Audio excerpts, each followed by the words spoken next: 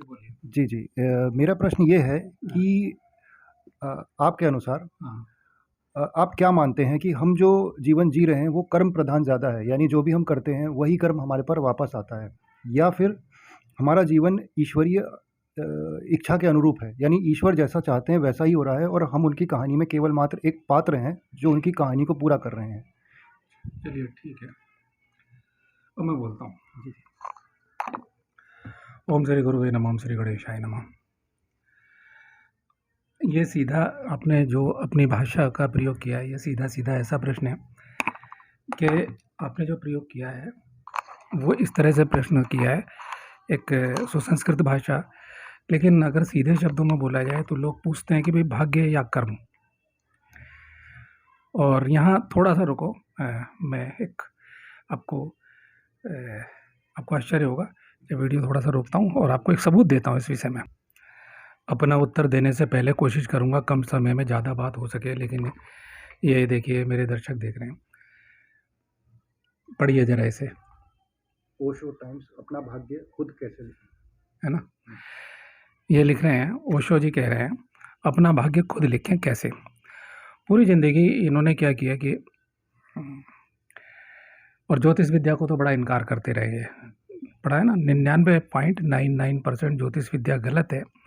कोई एक यानी कि हज़ारों में कोई एक होता है जो अंतर चेतना से भविष्य में झाँक सके, ये शब्द हैं इनके।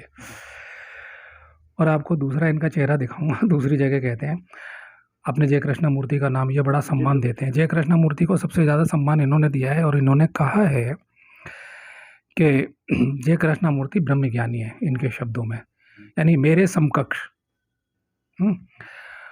और ये जन्म कुंडली को मानते हैं।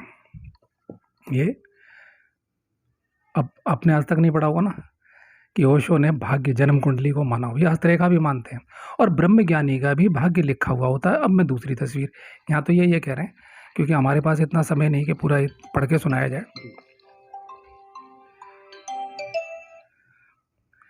तो इन्हीं की मैं अब दूसरा वक्तव्य, ये अपनी ही बातों को खुद काटते थे। अब ये लोग पता नहीं कैसे अंधे हैं भाई जो इनको भगवान मानते हैं। अब ये देखिए गहरे पानी पैठ, इसमें इन्होंने एक बात कही है, अगर जन्म कुंडली को मानोगे तो क्या होगा कि फिर आपको काल सर्प योग, मूल शांति योग, सारे के सारे, क्योंकि फिर सारे के सारे दोष शुरू हो जाते हैं जो हमारे ऋषि मुनियों ने कहे कि ज्योतिष किसका दिया हुआ है। तुम सारे ऋषि मुनियों की भाषा को इनकार करोगे। पराशर ज्योतिष है, जेमिनी का ज्योतिषी है, अगस्त ऋषि का अलग श्रृंखला है, उनका ज्योतिष है ना? तो उन्होंने मनुष्य के लिए जो त्रिकाल दर्शन नहीं रखते हैं, बाहर से भी जानने के साधन दे दिए। ज्योतिष शास्त्र की रचना की कि केवल आदमी उसे पढ़ करके और कुछ साधना तपस्या करके अपने भाग्य को जान सके और उसमें परिवर्तन कर सके। आप पूछ रहे ना भाग्य को, आपका प्रश्न मैं हटा नहीं हूँ, मैं वहीं का वहीं हूँ, उस भाग्य में बदलाव कर सके। इनसे पूछा, एक तरफ ये कहते रहे, थोड़ा सा है बोलूँगा ओशो पे, ओशो कहते पूरी ज़िंदगी स्वीकार कर लो, स्वीकार कर लो, स्वीकार कर लो, यही बोलते हैं सारी साधनाओं का सर, स्वीकार कर लो। दूसरी जगह खुद इनका जो व्यक्तित्व विद्रोही व्यक्तित्व है, शिकायत कर रहे हैं अमेरिका, मुझे खाना नहीं दिया, मुझे 3 दिन बेंच पे बिठाए रखा, मुझे घसीटा गया, ब्रेक लगाया गया, है ना? मुझे शौच में ये दिया गया। जब सब कुछ परमात्मा ही कर रहा है तो परमात्मा से शिकायत कैसी भाई? अभी कह रहे हो ना, अगर सब कुछ का नियंता और एक नियति, एक इनका रजनीश ध्यान योग है ना? उसमें नियति को स्वीकार कर लेना, जो कुछ हो रहा है साक्षी भाव से देखते रहो। मैं बात नहीं करता, अष्टावक्र ने साक्षी कहा, वो ऋषि हैं, उनकी व्याख्या उन्होंने तोड़ मरोड़ के जिस ढंग से की है वो हमें पता है। अष्टावक्र की योग सिद्धियों का या शक्तियों का वर्णन नहीं करते वो। अष्टावक्र ने कौन सी नदी में स्नान करके और अपने अंगों को सीधा कर लिया और वदान्य ऋषि की कन्या से शादी की, उत्तर दिशा का उनका संवाद है, वो नहीं भागेंगे, है ना? क्योंकि जो प्रेरणादायक चीज़ें हैं वो नहीं कहेंगे। तो अब अगर सब कुछ ईश्वर ही कर रहा है, भाग्य का लिखा होना है, फिर तो एक बात बताऊं, फिर जो ये तालिबान है, फिर तो सब वही कर रहे हैं ना, जो जो हिंदू मुस्लिम है, सब कुछ है। कौन कौन हिंदू और कौन मुस्लिम, कौन ईसाई? सब तो परमात्मा कर रहा है ना, अगर सब कुछ का नियंता, जब सब कुछ ब्रह्म ही है और गीता के अनुसार। लेकिन मैं कहूँगा, अब यहाँ से मेरा उत्तर शुरू होता है, संसार विरोधाभासी बनाया गया है, उसमें एक विकृत रूप है और एक शुद्ध रूप है। लेकिन हमारा क्या है, भगवान खुद ही एक उत्तर अभी अब भाग्य में बदलाव कैसे करें? आपने कहा ना कि अगर हो रहा है तो क्या मेरा भाग्य बदल सकता है? मैं उत्तर दूँगा, स्पष्ट उत्तर दूँगा। ये उत्तर गोल-गोल देते हैं। ये पूरी ज़िंदगी यही कहते रहे कि अपना भाग्य खुद लिखिए। ऐसे-ऐसे दमदार भाषण दिए। अभी कल मैं पढ़ रहा था क्योंकि इस समय कम समय है और आपके जाने का भी वक्त हो गया कि भाई ये जो है मोहम्मद ने हसन से कहा, उसने भी यही सवाल किया मोहम्मद से। अब देखो ये मोहम्मद को मान्यता देते हैं, मैं तो प्रभावित नहीं होऊंगा बिल्कुल भी। युक्तेश्वरी गिरी प्रभावित हैं, वो लिखते हैं क्योंकि लाड़ी के बारे में मैं इससे पहले के अंकों में बोल चुका हूँ कि भाई वो 5 बार नमाज पढ़ी है, वो ना हिंदू रहने देते हैं ना मुसलमान रहने देते हैं, ईसाई बनाते हैं। ठीक है, ईसाई की सबसे ज़्यादा महिमा गाते हैं। तो लाड़ी महाशय और ये युक्तेश्वर गिरी जो किताब लिखी है उन्होंने, तो अब कि अगर सब कुछ ब्रह्म ही करवा रहा है तो शिकायतें ख़त्म हो जानी चाहिए, लेकिन शिकायत करते करते मर गए। तो भाई ये विरोधाभास। अब दूसरे अंक में इनका जो दूसरी वो चीज़ है वो भाग्य कैसे लिखें, और अब मैं पढ़ के बता दे रहा हूँ, फिर मैं उत्तर दूंगा। अब देखिए ओशो सिद्ध कर रहे हैं, अभी तक ये कह रहे थे कि सब कुछ अपने आप लिख सकते हैं अपने भाग्य को। ये कहते हैं कृष्णामूर्ति की जन्म कुंडली देखें कभी तो हैरान होंगे। अगर एनी बेसेंट और लेड बीटर ने फिक्र की होती और कृष्णामूर्ति की जन्म कुंडली देख ली होती तो भूल कर भी कृष्णामूर्ति के साथ मेहनत नहीं करनी चाहिए थी, क्योंकि जन्म कुंडली में साफ है बात कि कृष्णामूर्ति जिस संगठन से संबंधित होंगे उस संगठन को नष्ट करने वाले होंगे, जिस संस्था से संबंधित होंगे उस संस्था को विसर्जित करवा देंगे, जिस संगठन के सदस्य बनेंगे वह संगठन मर जाएगा। अब क्या कहते हैं, आपकी बात, आपका जो प्रश्न है ये काफ़ी लंबा है, उसके बाद फिर लाता हूँ। लेकिन उसमें कृष्णामूर्ति का भी कुछ बहुत हाथ नहीं है। वह जिन नक्षत्रों की छाया में पैदा हुए उन नक्षत्रों की सीधी सूचना है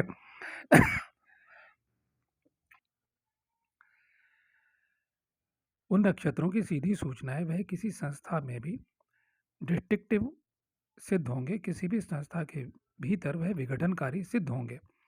भविष्य एकदम अनिश्चित नहीं है, हमारा ज्ञान अनिश्चित है, हमारा अज्ञान भारी है। भविष्य में हमें कुछ दिखाई नहीं पड़ता, हम अंधे हैं। भविष्य का हमें कुछ भी दिखाई नहीं दिखाई पड़ता, इसलिए हम कहते हैं कि निश्चित नहीं है, लेकिन भविष्य में दिखाई पड़ने लगे। और ज्योतिष भविष्य में देखने की प्रक्रिया है। आगे हाथ की रेखाओं को भी मानते हैं। मनुष्य के हाथ पर खिंची हुई रेखाएं हैं, मनुष्य के माथे पर खिंची हुई रेखाएं हैं, मनुष्य के पैर पर खिंची हुई रेखाएं, पर ये बहुत ऊपरी है। मनुष्य के शरीर में छिपे हुए चक्र भी हैं, उन सब चक्रों का अलग अलग संवेदन है, उन सब चक्रों की प्रतिपल अलग अलग गति और फ्रीक्वेंसी है, उनकी जांच है। मनुष्य के पास छिपा हुआ अतीत का पूरा संस्कार बीज है। तो ये आगे, लेकिन अब आते हैं जन्म कुंडली में। और ये इन्होंने और भी बात कही है, देखो पीछे का है, ये ओशो की वाणी है कि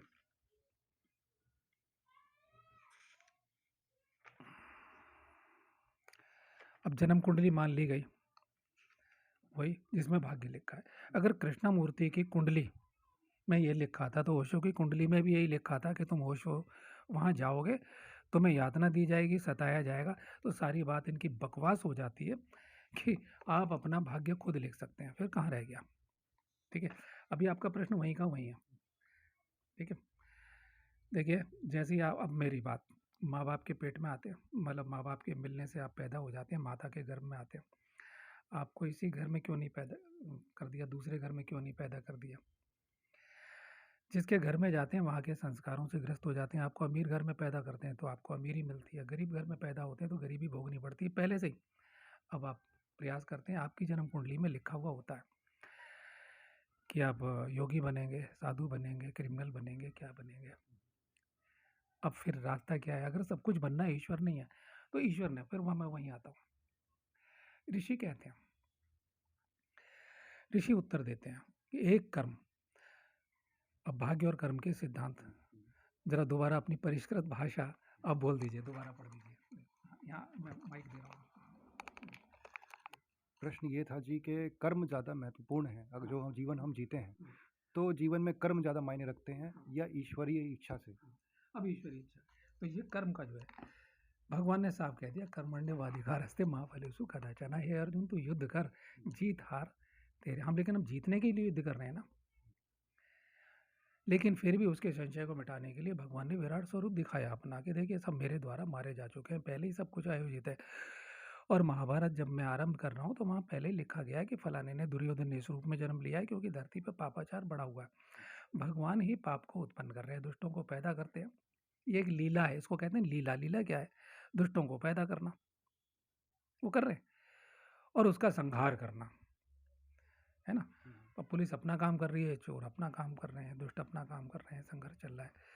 तो ये अब रही कर्म की बात कि क्या कर्म से भाग्य को बदला जा सकता है। हाँ, जो आप कितनी ही मेहनत कर लो, जो लोग ना अभी देखते हैं बड़े बड़े हीरो हैं, हीरोइन है, पुराने ही कलाकारों को भी यूट्यूब पे बुलाया जाता है, देखते हैं हम।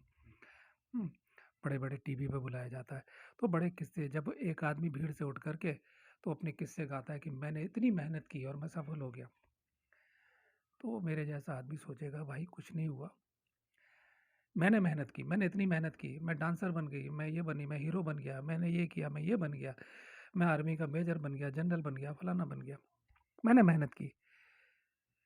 बहुत से लोग 8-8 गोली, 10-10 गोली खा करके भी बच गए, तुम हो सकता है चौथी गोली में मर जाते, और वीर चक्र, परम वीर चक्र ना मिल पाता, या दूसरी होता ना, बहुत सारे लोगों को नहीं मिल पाता। तो इसमें क्या है, निर्णय, इसमें निर्णय में एक राय और जान लेते हैं, एक राय और जान लेते हैं, वो है जिनके विषय में मैं ये छठा भाग, ये छठे भाग में 5 भाग पहले बोल चुका हूँ, ये छठा भाग, क्योंकि ये जो युक्तेश्वर गिरी जी अभी है, क्योंकि हमने पहले बोल ही दिया, आपने पहले वीडियो देख लिए हैं मेरे, कि ये जो है कैसे एक वहाँ खड़े हुए हैं कि इन्हें कोई छू नहीं रहा है, भूत प्रेत पिशाच भी हैं, और बड़े युद्ध चल रहे हैं, और वो इन्हें 2000 साल वहाँ उम्र है, और क्या कहा जाए कि डर लगा रहता है, भय भी है कि वहाँ से निकाल दिया जाएगा। भाई इससे अच्छा तो वो जो लाहिड़ी साहब, श्रीमान लाहिड़ी महोदय, इनके गुरु युक्तेश्वर गिरी के जो गुरुजी थे, अब इनके ज्ञान की ये क्या कह रहे हैं भाग्य के विषय में, ये क्या कह रहे हैं भाग्य के विषय में, ये आप ज़रूर और सुन लें। क्योंकि विरोध, कोई कह रहा था भाई विरोध कर रहा हूँ, मैं विरोध किसका करूँगा, मैं किसी का विरोध नहीं कर रहा। विरोध वो होता है मैं बिना आधार के बोलूँ। अभी मैं मान लो ओशो के बारे में बोल रहा था, तो मैं पढ़ के सुना रहा हूँ ना, ये किताब है भाई, गहरे पानी पैठ, इसमें से मैंने जन्म कुंडली के बारे में। अब ये आदमी है, ओशो नाम का आदमी, अपनी बात अपने आप काट देता है। अब करोड़ों फॉलोवर्स है, हमें इससे क्या लेना देना। जो विवेकशील होगा कि ओशो को समझ नहीं पाया, मुझसे समझना क्या, उसकी ज़िंदगी सामने है भाई। हमें ऐसा ब्रह्मज्ञानी नहीं बनना, हमें तो साधक भी, हमें साधक भी नहीं बनना है ऐसा। और इनके फोटो से शक्तिपात हो रहा है, तब कहाँ गया था इनका शक्तिपात, जब ये दुख से रो रहे हैं, आंसू नहीं आ रहे, लेकिन आंतरिक रूप से शिकायत है, वो अब जोश कहाँ गया। अब ये इनकी भी सुन लेते हैं, युक्तेश्वर गिरी जी की, ये क्या कह रहे हैं, मैं पढ़ के सुनाता हूँ। भाग्य को बदला जा सकता नहीं, ये बड़ा साफ बोल रहे हैं, कम से कम इनसे ज़्यादा साफ बोल रहे हैं। तो ये उदाहरण भाग्य के विषय में इन्होंने सीधा उत्तर नहीं दिया, बस ये कहा कि मोहम्मद ने हसन से कहा कि तू अपने बाएं पैर को उठा, उसने बाएं उठा लिया। फिर कहा दाएं पैर को उठा, उसने दाएं उठा लिया। फिर मोहम्मद ने कहा कि दोनों पैर उठा एक साथ, तो उसने कहा ये कैसे संभव है। तो बस यहाँ उत्तर छोड़ दिया। अर्थात अर्थात क्या, कि भाग्य, यानी कि जैसे ही हम भाग्य को ठीक करते हैं, वो कर्म से बंधे हुए, कर्म से बंधे हुए हैं तो भाग्य से बंधे हुए हैं। हम कर्म करते हैं तो भाग्य हमें पकड़ लेता है, ये कह रहे हैं। ठीक है, उत्तर सही नहीं मिला, आप सीधा उत्तर जाते हो, मैं सीधा उत्तर देना चाहता हूँ और बिल्कुल दूंगा। भगवान कृष्ण ने साफ साफ उत्तर दिया है कि कर्म, अगर आप बाहर का कुछ कर्म कर रहे हैं, कुछ भी कर्म कर रहे हैं, तो आपको सफलता मिल सकती, कदाचन, यानी कदाचित सफलता मिल भी सकती है और नहीं भी मिल सकती है। ठीक है, लेकिन उसी गीता में आप देख लीजिए कि दूसरों, 3 प्रकार के यज्ञ कहे गए, उसमें दिखावे के लिए, दूसरों को हानि पहुंचाने के लिए भी यज्ञ किया जाता है। बोलो कहा है या नहीं कहा है।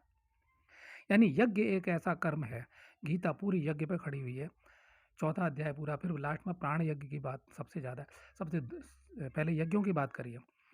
तो बाहर जो हम कर्म कर रहे हैं, हम बिजनेस कर रहे हैं, व्यापार कर रहे हैं, हो सकता है हमारा फेल हो जाए। हम आईएएस की, पीसीएस की तैयारी कर रहे हैं, लोग 4-4 प्रयास करते हैं, फेल हो जाते हैं कि नहीं हो जाते हैं, ज़िंदगी खराब हो जाती है। लेकिन ऐसा कर्म तो हम करें ही क्यों, अगर हमें पता लग जाए तो? नहीं, अच्छा डॉक्टर तब मिलेगा, अच्छा ज्योतिषी तब मिलेगा, वह भी आपके भाग्य में है।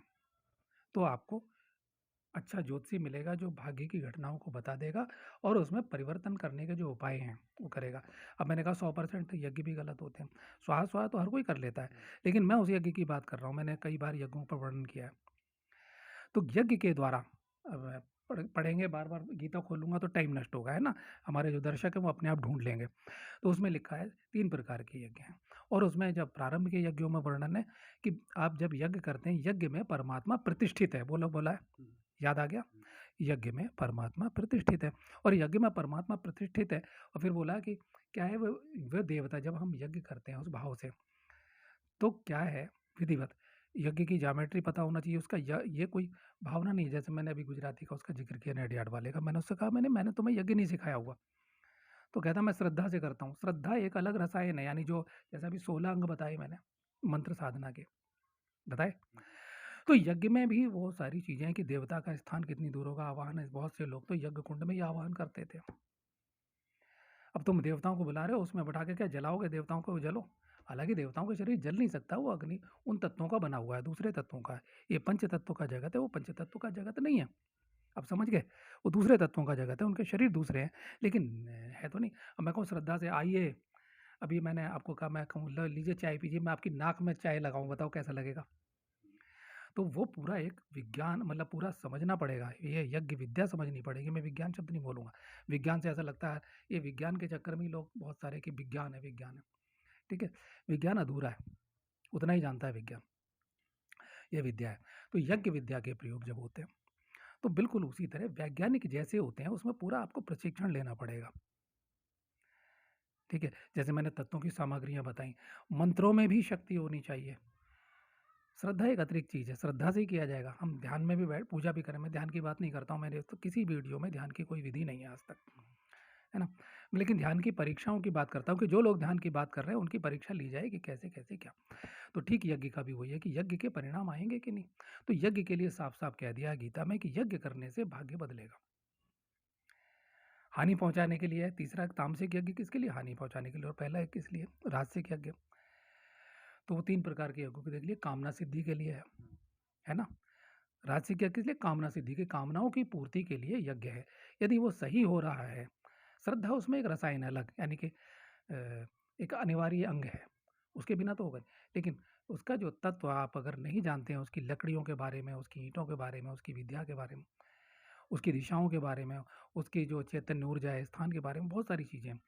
और यदि कभी आप, जैसे अभी आपने कहा, तो गृह प्रवेश या जैसे बच्चे के लिए आपने कहा, तो अगर कभी होगा तो देख लेंगे, तो आप पहली बार देखेंगे कि यज्ञ क्या होता है। ठीक?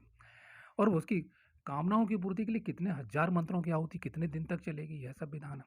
और वो सामग्रियों का बड़ा भारी वो है, तो वो फिर कभी बताएंगे। एक तो ये, दूसरी बात, साधना जो है, साधना, योग साधना, लेकिन असली साधना जिसकी मैं बात कर रहा हूँ, अभी मैंने थोड़ी झलक दिखाई, अंतर्मात्र का, बहिर्मात्र का, मंत्र विद्या है, तो हमारा प्रारब्ध, यानी एक तरफ जरूर है कि भाग्य बदलने के लिए वहाँ कोई कदाचन नहीं है, कदाचित नहीं है। तब यहाँ तक कह दिया कि जो जो मेरी शरणागत आएगा मैं समस्त पापों से मुक्त कर दूंगा। तो आप जो साधना कर रहे हैं, अब जैसे कि किसी महाराज ने कहा, श्री माली जी, नारायण देव श्री माली जी का नाम लेता हूँ, कि भाई प्रारब्ध दोष निवारण साधना होती थी वहाँ पे, वो मतलब है ना, दीक्षा देती थी ये भाग्य के दोष मिटाने के लिए। तो ऐसे बहुत सारे गुरुओं ने ये चला रखे हैं, उसे कहते हैं भाग्य दोष निवारण, प्रारब्ध दोष निवारण दीक्षा। तो ये दीक्षाएं हैं और इनकी तमाम प्रक्रिया ये फालतू फालतू की भाई में, लेकिन ऐसा नहीं। गीता कहती है, आपने पूछा कर्म, कर्म क्या है? कि सारे कर्म, बाहर का जो कर्म है, बाहर जो युद्ध है, वो बिजनेस, वो युद्ध, गीता वाला युद्ध तो हो गया, लेकिन बाहर का जो युद्ध है उसमें आपकी जीत होगी या नहीं? आज आप सरकारी नौकरी पे, सरकारी नौकरी से भी सस्पेंड हो जाते हैं, बाद में डिसमिस हो जाते हैं। बहुत कुछ है, बाहर की ज़िंदगी हो सकता है ना हो, और आपकी कुंडली में लिखा भाग्य में, लेकिन एक रास्ता खुला हुआ है कि वहाँ भाग्य बदल, जब ऋषि धीरे धीरे उन पांचों तत्वों के, क्योंकि सुख दुख कौन भोग रहा है, अब मैं बता रहा हूँ, उत्तर दे रहा हूँ बिल्कुल स्पष्ट। लेकिन इससे पहले जरा इन युक्तेश्वर गिरी जी को और ले लेते हैं, बस इनका आखिरी पढ़ के मैं फिर फटाफट अपना उत्तर दे रहा हूँ, क्योंकि मेरे दर्शक भी ना वो चाहते हैं मैं कम समय में ज़्यादा बात करूँ, इसीलिए शायद वो 19 मिनट हो गए, मैं कोशिश करता हूँ। ये देखिए, ये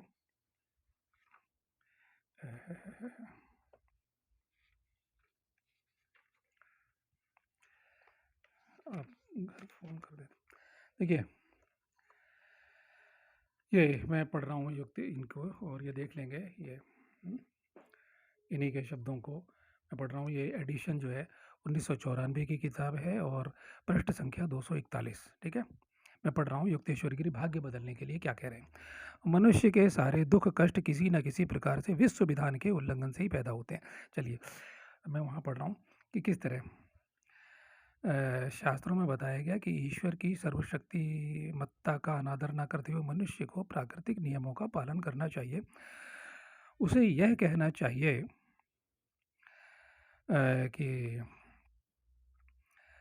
तुम मेरी सहायता करोगे ही, फिर भी मैं अपनी भूलों का परिमार्जन करने में कुछ उठा नहीं रखूँगा अनेक उपायों से। अब ये ईसा मसीह के ढंग की प्रार्थना है क्योंकि वो उन्हें विदेश में थे और क्योंकि लाड़ी मासाई ने तो 35 साल लिखा हुआ है इसमें कि 1800 कितने में और कितने तक इन्होंने नौकरी की है। तो अब नेताजी सुभाष चंद्र बोस ने तो आईसीएस अधिकारी थे, उन्होंने नौकरी छोड़ दी, लेकिन लाड़ी मासाई तो अंग्रेज़ों के प्रशंसक थे। तो और उन्होंने ईसा मसीह की जितनी महिमा गाई है कि ब्रह्मांड पूरा ईसा मसीह का शरीर है वगैरह वगैरह। तो अब यहाँ से शुरू करना है। देखो, भाग्य बदलने के उपाय। युक्तेश्वर गिरी कहते हैं, प्रार्थना द्वारा, इच्छा शक्ति द्वारा, योग ध्यान द्वारा, साधु संतों के उपदेश द्वारा तथा फलित ज्योतिष संबंधी कड़ों के प्रयोग द्वारा पिछले कर्मों के प्रतिकूल प्रभावों को कम या विनष्ट किया जा सकता है। ठीक है? और युगों पूर्व, अब देखो नाम तो ऋषि मुनि का ले रहे हैं, लेकिन मैंने बताया ना कि उन्होंने ऋषि मुनियों के सारे काट पीट के पिछले चौथे भाग में, पांचवें भाग में बता दिया कि पतंजलि ने सूत्र मैंने पढ़ के बताया असली क्रिया योग क्या है, और इन्होंने जो मिलावटी या काट छाट के जो क्रिया योग दिया है वो बिल्कुल अलग है।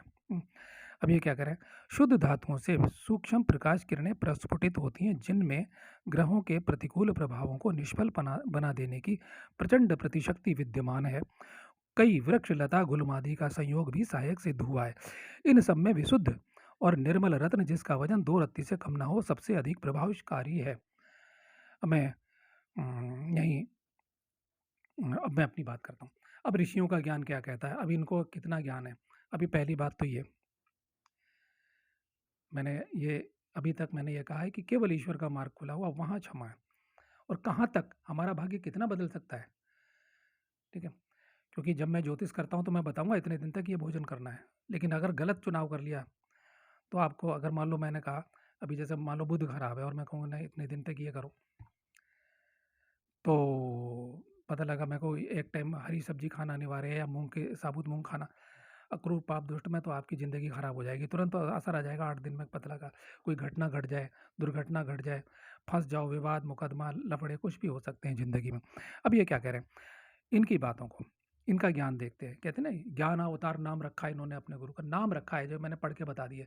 इनका नाम नहीं था युक्तेश्वर गिरी, तो ये अवतार अवतार कुछ नहीं है। अब देखो ये क्या कहते हैं, ये कहते हैं कि देखिए शुद्ध धातुओं से सूक्ष्म प्रकाश की किरणें जिनके प्रतिकूल प्रभाव हैं, अभी ये निर्मल रत्न और वजन 2 रत्ती से कम ना हो।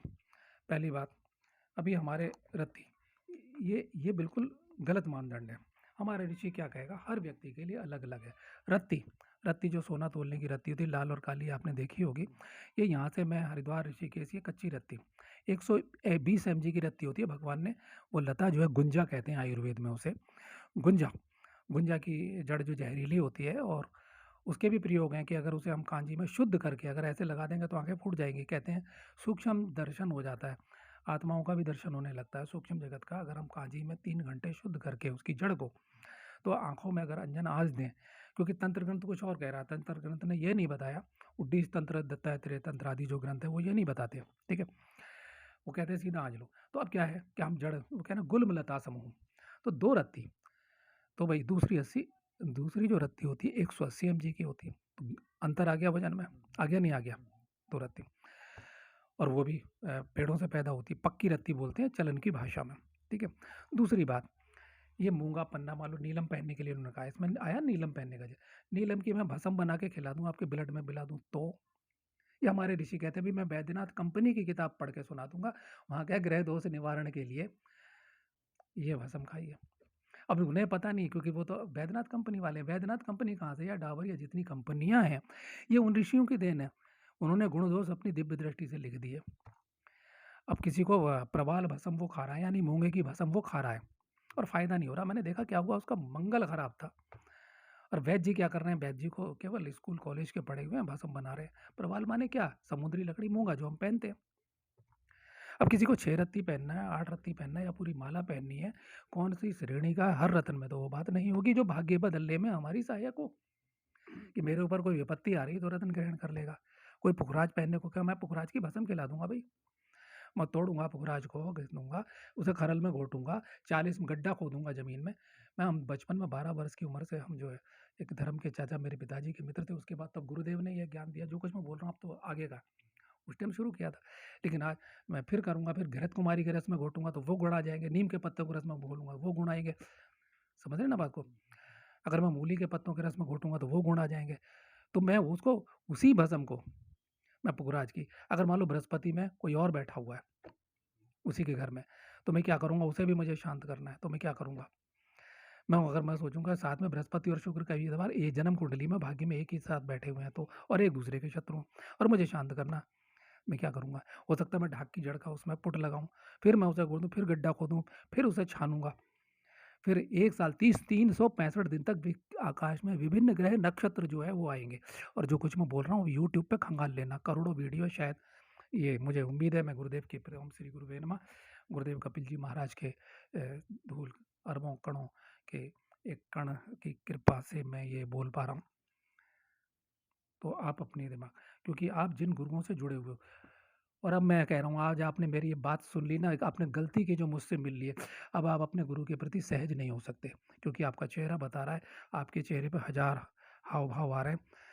क्योंकि मेरी बात, कई कई लोग ऐसे हैं, एक भोपाल से एक एक लड़का है, गौरव जी, मैं उसके अभी प्रश्न का यज्ञ का उत्तर दूँगा आगे। तो वो कहता है, मैं जब भी आपको सुनता हूँ, और वो प्रतीक्षा करते हैं मेरी कि मुझे लगता है कि आप तलवार लेके बैठे हो, काट रहे हो। भाई मैं क्यों काटूँगा? मैं तो उन्हीं के शब्द, उन्हीं का जूता, उन्होंने जो जूते उतार दिए हैं, भाई इन लोगों ने जूते उतारे हैं। इन्होंने क्यों नहीं लिखा? क्यों? मैं प्रवाल भस्म, मूँगे की भस्म, अरे हम क्या है, मोती की भस्म खाते हैं तो चंद्रमा का, अब कोई बताए ग्रह को शांत कर रहा है, ग्रह को बलवान कर रहा है, ग्रहों की गिरतों का आवर्तन कर रहा है, परावर्तन कर रहा है, स्टेबलाइज़र का काम कर रहा है, कैसे?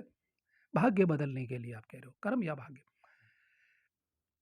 तो मेरा कहना ये है कि केवल एक रास्ता है, अध्यात्म का रास्ता भाग्य को बदल देगा। बाकी बाहर का कर्म, माँ फलेषु कदाचन, यानी फल की प्राप्ति में संदेह है।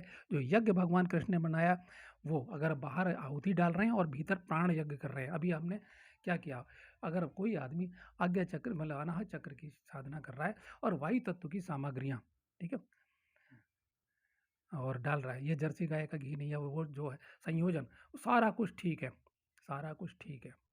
तो धन प्राप्ति के लिए महालक्ष्मी ये कर रहा है, आपके भाग्य में कुछ भी लिखा हुआ है, मैं कह रहा हूँ। मैंने देखा है, देवता यज्ञ से देवता प्रसन्न होते हैं, और प्रसन्न होकर के देवता फल देने के लिए बाध्य प्रक्रिया है। जैसे भाप हुई, बादल बने, बरसात हुई, बिन मांगे देवता आपकी कामनाओं को पूर्ण करेंगे। गीता कहती है या नहीं कहती है, बताओ? तो साफ-साफ भगवान ने वचन दे दिया, भई यज्ञ करोगे तो आपका भाग्य बदलेगा। बिन माँगे आप चाहो नहीं, आप महालक्ष्मी यज्ञ कर रहे हो, आप ये भी भूल जाओ करते-करते कि मुझे अब धन के लिए कर रहा हूँ, तो क्या होगा? मैं धन के लिए कर रहा हूँ, ये अगर ये भूल भी गए, इतने तल्लीन हो जाते हो, ये प्रक्रिया है, कितनी बार मेरा हाथ जा रहा है, एक प्रक्रिया है, एक तपस्या हो रही है, यज्ञ करना बहुत बड़ी तपस्या है, आप कभी देखोगे, ठीक है? तो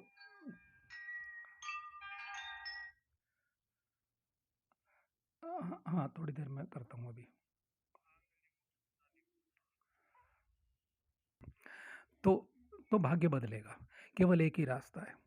और जो साधना करते हैं, जिस दिन हमारे अंदर धीरे-धीरे, धीरे-धीरे पंच तत्वों पर जय हो, हमारा भाग्य किस पे काम करेगा? पाँचों तत्वों के शरीर पे। जब हम पाँचों तत्वों पर विजय, हम अपने शरीर को विघटित करने लायक हो जाएँगे।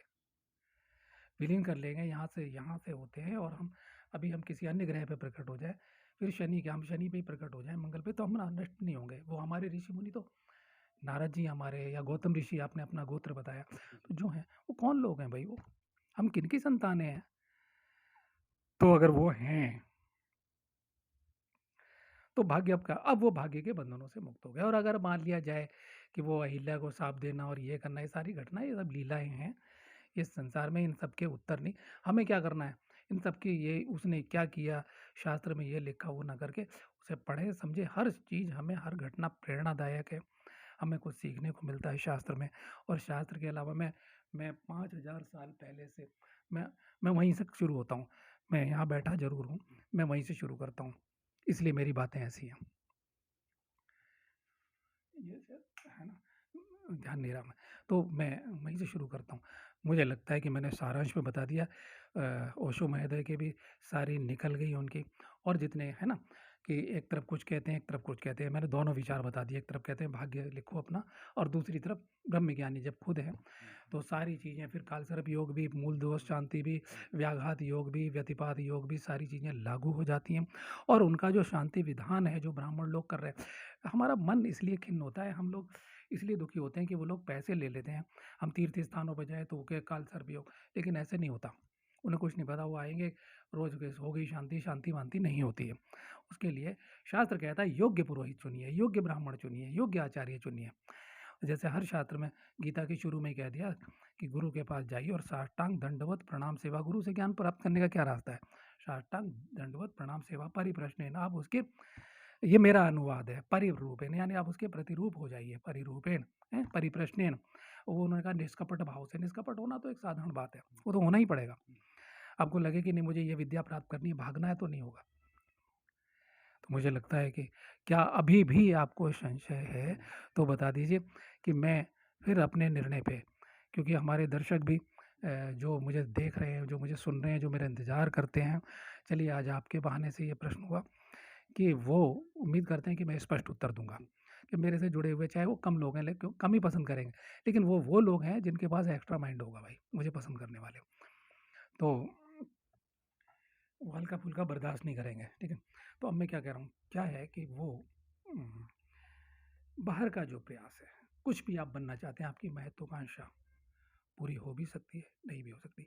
लेकिन ज्यों-ज्यों आप अध्यात्म के रास्ते में यज्ञ, जैसे मैंने अभी स्वाध्याय का मतलब कहा। 1 मिनट रुकिए, देखिए यहाँ अब देखिए, इसलिए असली की मैं बात करता हूँ, नकली लोगों की नहीं। अब ये ओशो क्या कह रहे हैं, ये ओशो की किताब है, इसमें इन्होंने ओशो टाइम्स है, और ये देख लीजिए, इसमें 12 नंबर पेज से मैं पढ़ रहा हूँ। ओशो साक्षात अंतर जगत के प्रश्नों व ध्यान संबंधी समस्याओं पर ओशो से साक्षात्कार, 12 नंबर पर।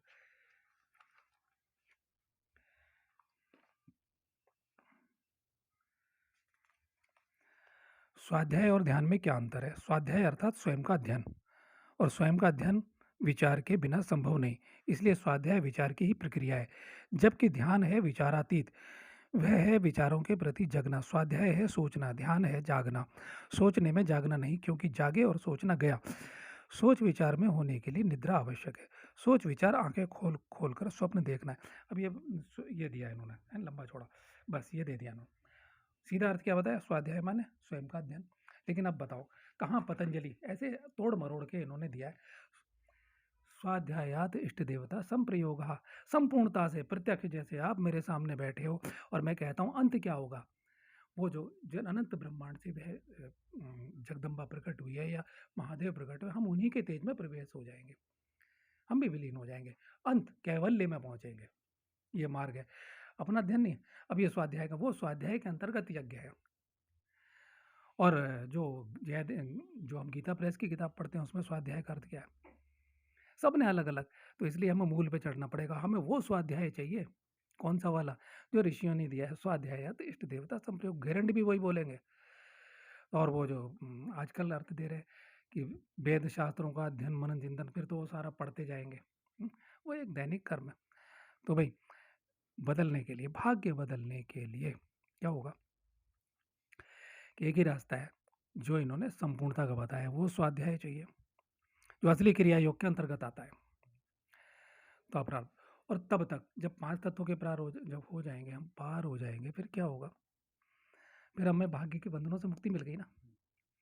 किस पे आएगा ये जो पांचों तत्व, जब हम इनके परे हो गए, छठा तत्वोदय होता है। अब ये आत्मज्ञान आत्मज्ञान चिल्लाते हैं, कौन आत्मज्ञानी है, कितने आत्मज्ञानी, आश्चर्य के भांति कोई उस तत्व को जानता है। वो छठा, 5 तत्वों के बाद तत्व रहित अवस्था कहें, वो तेज है, क्या बोलें उसे नाम नहीं दें, कोई लिखा हुआ नहीं है वहाँ पे, कि लिखा हुआ नहीं कि ये है, ये सब बकवास बातें हैं।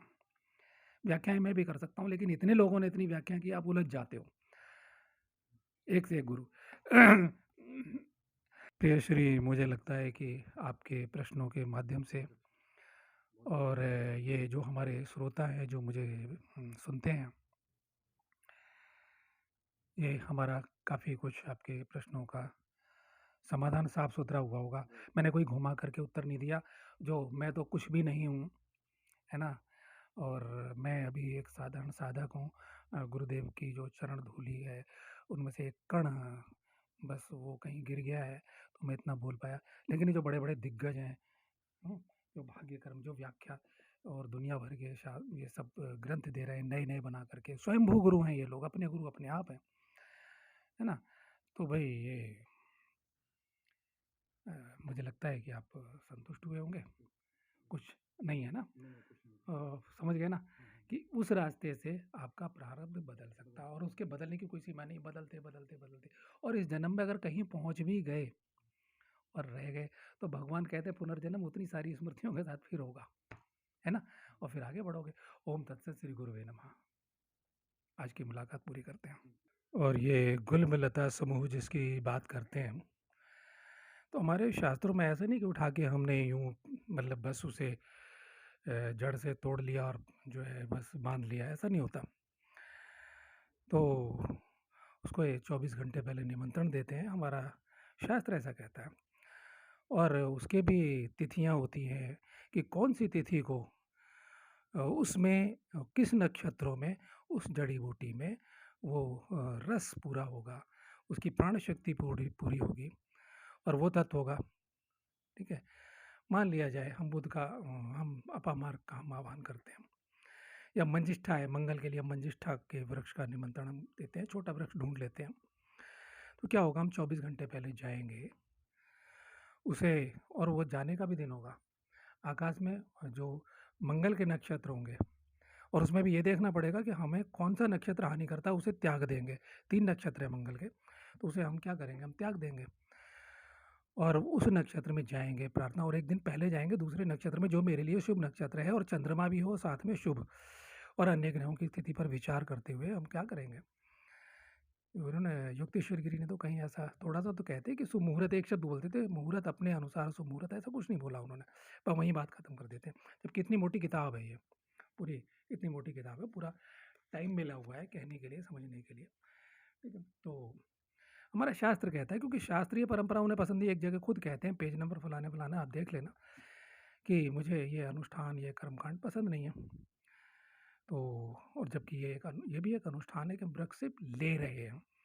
तो उस दिन ये आकाशीय सिस्टम है प्रारूप है इसका, ब्रह्म का प्रारूप है, परम ब्रह्म परमात्मा का प्रारूप है कि मान लिया जाए मंगल के जो नक्षत्र है, मान लो चित्रा में हानिकारक है, तो दूसरा जो उसका दूसरा नक्षत्र है, उस दिन हम त्याग देंगे, तो हम उसका इंतज़ार करेंगे और उसका चंद्रमा भी हमारे अनुकूल होना चाहिए। तो विचार करेंगे और प्रार्थना करेंगे और कई बार हम क्या करते हैं, जो हमारे हानिकारक ग्रह हैं, उसको हम अर्पण करते हैं। हम चावल की जगह वहाँ पे सफ़ेद तिल अर्पण करेंगे और हो सकता है हम हमारा अगर सूर्य खराब है हम कहेंगे वहाँ हल्दी का तिलक कर देंगे। अब पता लगा बृहस्पति भी खराब है तो हल्दी को हम छोड़ देंगे, है ना? तो हम हो सकता है मंजिष्ठा का तिलक कर दें, कुछ और वो मंजिष्ठा का ही तिलक कर दें या हम खादिर का कुछ अन्य का चूर्ण का तिलक कर दें।